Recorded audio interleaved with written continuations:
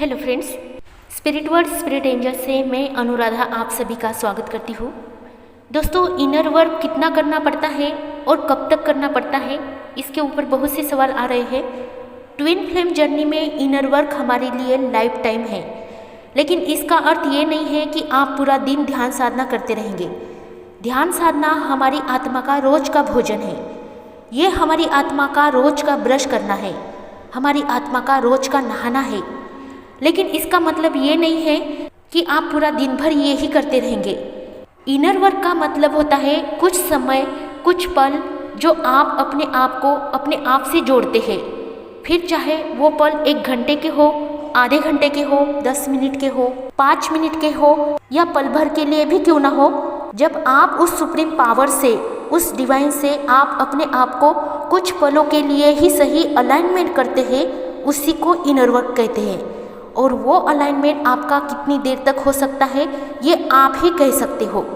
Inner work यानी आप सारा दिन आंखें बंद करके घंटों घंटों तक एक ही जगह कर बैठना नहीं होता है।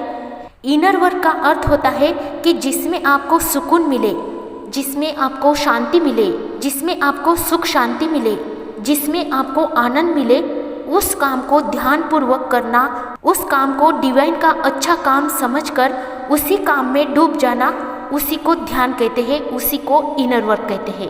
फिर चाहे आप कोई भजन सुने, कोई धार्मिक आध्यात्मिक किताब पढ़े, या चाहे कोई आप अच्छा गाना सुने, या कोई आप ऐसी कृति करें जो आपको आनंद देती है। आप गाना या म्यूज़िक सुनते वक्त, पेंटिंग करते वक्त, कुकिंग करते वक्त, या जो भी काम आपको पसंद है, उस काम को होश से करना, उस काम को होशपूर्वक करना, उसी को इनर वर्क कहते हैं।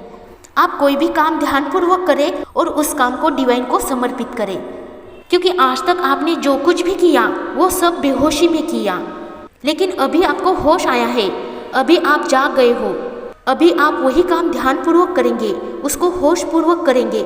और उसी को इस जर्नी में इनर वर्क कहा है, जो कि आप पहले से ही वो अपने रोज दिनचर्या के काम पहले करते थे, जो कि बेहोशी में करते थे, उन्हीं कामों को इस जर्नी में आपको होशपूर्वक करना है।